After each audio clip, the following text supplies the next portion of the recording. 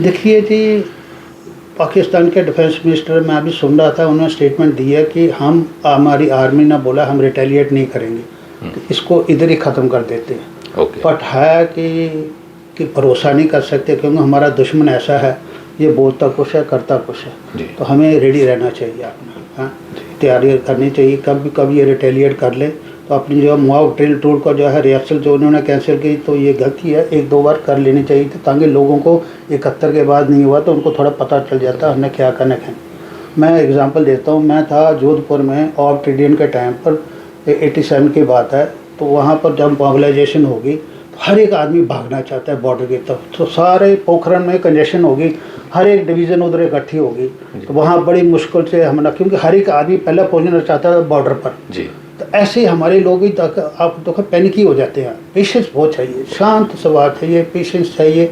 हमारे लोग की गाड़ियाँ लेकर बाहर भागते हैं, भागत दमे को पहाड़ी इलाके में हम सेफ रहेंगे, उधर भाग जाएंगे, तो पूरा ट्रैफिक जैम हो जाता है हमारे। जैसे आपने देखा होगा अभी लखनपुर में कहीं एक जाओगा तो 4-4 लाइनें बन जाती हैं, लोगों को पेशेंस नहीं। वो चीज़ें अवॉइड करनी चाहिए, हम लोगों को पेशेंस रखना चाहिए, शांत रहना चाहिए, क्योंकि आप लोगों का पैनिकी हो गया तो फिर कहाँ किस को संभालेगी एडमिनिस्ट्रेशन। आप लोगों का ये जगह जगह इकट्ठे हो जाएंगे तो कैसे चलेगा सिस्टम। तो ये बहुत ज़रूरी है, आपको शांत रहना, तभी तो है अपने जो भी डिस्ट्रिक्ट लेवल पर एक्शन है वो होंगे, वो करेंगे अपना, लेकिन लोगों का साथ बड़ा जरूरी है। ओके, आज हमारे बीच यहाँ पर उपस्थित हैं रिटायर्ड कर्नल YS अंदोत्रा जी। कर्नल साहब से आज हम ये जानना चाहेंगे कि जम्मू कश्मीर में आज एक मॉक ड्रिल होनी थी, परंतु किन्हीं कारणों से उन्हें स्थगित कर दिया गया है। कर्नल साहब से हम ये जानना चाहेंगे कि इस तरीके की जो मॉक ड्रिल है वो क्यों की जाती है, और जो प्रेजेंट सिनेरियो है उसमें मॉक ड्रिल की क्या सिग्निफिकेंस है। कर्नल साहब देखिए जी, मॉक ड्रिल जो है एक किस्म की आपकी जो एक्शन आपने करनी उसकी रिहर्सल होती है। अभी 71 की लड़ाई के बाद तो कुछ हुआ नहीं हमारे पास, और लोगों में भी भूल गए हैं। अभी बहुत कुछ चेंज हो गया है। पहले इलाके खुले खुले होते थे, जैसे 71 की लड़ाई में तो हम लोगों ने मोर्चे बनाए थे, कोई L शेप होता था, कोई Z शेप होते थे, खुले खुले घर होते थे, तो लोगों ने अपने घरों में मोर्चे खोदे हुए थे।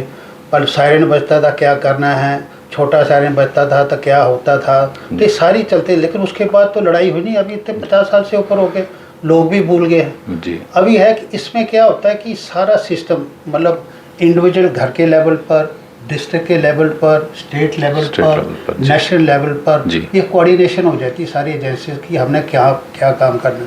जैसे मैं एग्जांपल देता हूँ, कठुआ में कुछ हो जाता है जी, तो मैं देखा अभी अपने हॉस्पिटल में, मैं अपनी मदर को लेकर गया, एम्बुलेंस ही नहीं काम करती कोई। पूछते जब अपनी प्राइवेट एम्बुलेंस लाओ, तो कल को अगर हमारा ऐसा कुछ हो जाता है तो एटलीस्ट, क्योंकि DC लेवल पर जो है अपना कमिश्नर है वो करेंगे, वो मीटिंग लेते हैं, उनको बोलते हैं कि अपनी अपने फायर ब्रिगेड वाले भाई अपनी गाड़ियाँ ठीक ठाक कर रखो। एम्बुलेंस जो कल को होती है भाई वो भी आपकी ऑन रोड रहनी चाहिए। पानी पीने की कई बार क्या होती है, टूट जाते हैं, पानी की तंगी होती है, भाई पानी टैंकर टूकर ठीक ठाक रखो। FCI वालों को बोलते हैं भाई राशन की ज़रूरत होती है, कभी कुछ होता है भाई राशन भी आपने देना है, वो ठीक है। तो ये कोऑर्डिनेशन डिस्ट्रिक्ट लेवल पर होती है। हमारे लेवल पर भी हमने कई एक्शन करनी होती हैं। जैसे हमारा कल को होता है सायरन बजता है, तो लंबा सायरन होगा, मतलब एयर स्ट्राइक होगी तो वो जहाज आ रहा है, छोटे छोटे होते हैं तो मतलब चलेंगे जहाज, तो वो जब सायरन बजता हमने क्या करना है, कहाँ पर। हमारे टाइम पर तो बड़ा खुले इलाके थे, हम तो मोर्चों में बांटते खुले इलाके, लेकिन आजकल तो बिल्डअप एरिया बहुत बड़े हैं। टाउन में जो बड़ी बड़ी सिटीज़ में मल्टी स्टोरी बिल्डिंग बन गई हैं, क्या करना है आपने उसमें, क्या एक्शन। वहाँ तो अभी कईयों के बेसमेंट होती है, कार पार्किंग, वहाँ पर चले जाओ, कार उसमें बंदा चला जाए, शेल्टर ले लेता है। कई जगह पार्किंग होती है मल्टी स्टोरी जी, वहाँ पर बड़ी बड़ी से, वहाँ पर बंदा शेल्टर ले लेता है। मेट्रो स्टेशन है, बड़ी बड़ी दिल्ली जैसे स्टेशन, मेट्रो स्टेशन में चले तो वहाँ टनल है, वहाँ पर आदमी चला जाता है। हमारे घर में है कि हमारा फटाफट पहले ही आपको, जैसे हमने मोर्चे बनाए थे, हमें पता कहाँ जाना है जी, लेकिन अभी जो है हमने पहले रिहर्सल करनी कि हमने कहाँ जाना है जी, क्योंकि आजकल वो जगह तो रही नहीं है। खुले इलाके में चले जाओ, घर से बाहर निकलो, भागो।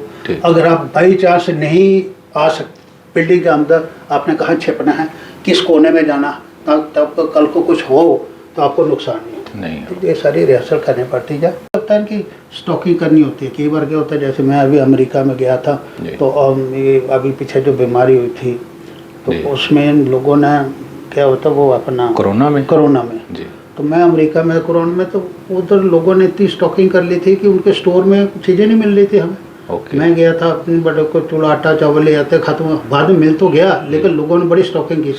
वैसे ही हम लोगों को भी अपनी स्टॉकिंग करनी चाहिए। कल को अगर लड़ाई लगती है, हमारे पुराने लोग तो थे, उन्होंने बड़े बुरे दिन देखे हुए थे, इसलिए हमारी तरफ तो कोल होते थे, तो कोल भरे होते थे, चावल के होते थे, कनक के होते थे, वो हम लोगों को पड़ा, दाल वो सिंपल लोग थे, सब्जियां लगाते थे, खा लेते। लेकिन आजकल ज़माना चेंज है जी, लोगों का टेस्ट डेवलप हो गया, अलग हो गया, इसलिए आप लोगों को अभी कोल वाला सिस्टम ही ख़त्म हो गया। तो वो आप लोगों को स्टॉकिंग करनी है, कितनी करनी है, थोड़े दिन को तो होनी चाहिए। अब जैसे अभी आजकल गैस का, लकड़ी, पहले लकड़ी चलाते थे, लकड़ी वो ज़माना ख़त्म हो गया। अभी गैस भी आपको पता नहीं मिले या ना मिले, तो वो भी आपके सिलेंडर फुल रहने चाहिए, राशन भी लगा रहना चाहिए, मेडिसिन फर्स्ट एड किट होने चाहिए।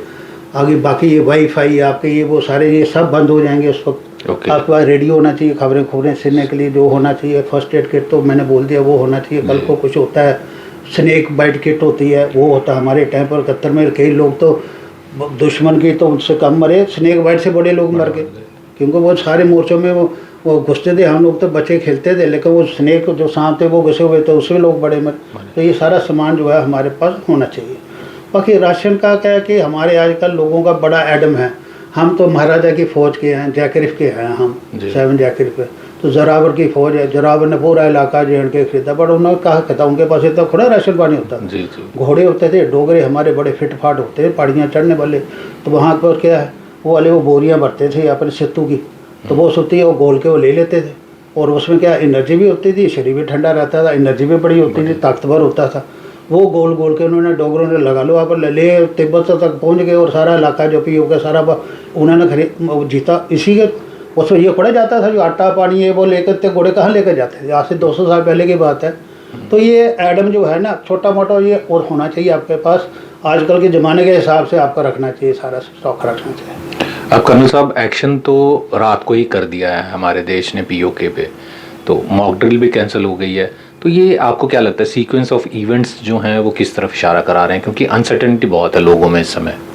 देखिए जी, पाकिस्तान के डिफेंस मिनिस्टर मैं अभी सुन रहा था, उन्होंने स्टेटमेंट दी है कि हम, हमारी आर्मी ने बोला हम रिटेलिएट नहीं करेंगे, तो इसको इधर ही ख़त्म कर देते हैं। बट है कि भरोसा नहीं कर सकते, क्योंकि हमारा दुश्मन ऐसा है, ये बोलता कुछ है करता कुछ है, तो हमें रेडी रहना चाहिए, आपने हाँ तैयारी करनी चाहिए, कब ये रिटेलिएट कर ले। तो अपनी जो मॉक ड्रिल टूर का जो है रिहर्सल जो उन्होंने कैंसिल की, तो ये गलती है, 1-2 बार कर लेनी चाहिए थी, ताकि लोगों को 71 के बाद नहीं हुआ तो उनको थोड़ा पता चल जाता हमने क्या करना था ना। कि ये एक क्या होता है कि डाइवर्शन से होती है, जैसे इंडिया वाले बोला हम मॉक ड्रिल करेंगे, तो दुश्मन देश भी हमारा जो है ना वो सोचता रहता है कि मॉक ड्रिल के बाद इंडिया वाले एक्शन करेंगे। भले ये होता है, टैक्टिक्स होती है, लोगों को अपने प्लान को ना बताना होता है, बट वो भी यही सोचता रहता है कि मॉक ड्रिल के बाद लोगों में वो ड्रिल हो गई, फिर उसके बाद इंडिया सोचेगा कि हमने क्या करना क्या नहीं करना, लेकिन उन्होंने प्रीएम्प्ट कर दिया, पहले कर दिया। तो ये एक किस्म से दुश्मन देश को जो है ना वो उनको एक सीक्रेट, हमारे बहुत सीक्रेट प्लान था कि लोगों को उसको पता नहीं चला जी। और ये प्रीएम्प्ट कर बहुत अच्छा था इनका, ये प्लानिंग बहुत ज़बरदस्त थी। वो रिहर्सल पर उनका ध्यान रहा कि अपना कि ये करेंगे, अपना मॉक ड्रिल करेंगे, और हमने पहले अटैक कर दिया। तो ये चलता है, इसमें लोग दुश्मन को एक्चुअल को पता नहीं चलना चाहिए हम क्या करें क्या नहीं है, और ये प्लानिंग बड़ी हाईएस्ट लेवल पर होती है और बड़ी अच्छी प्लानिंग थी।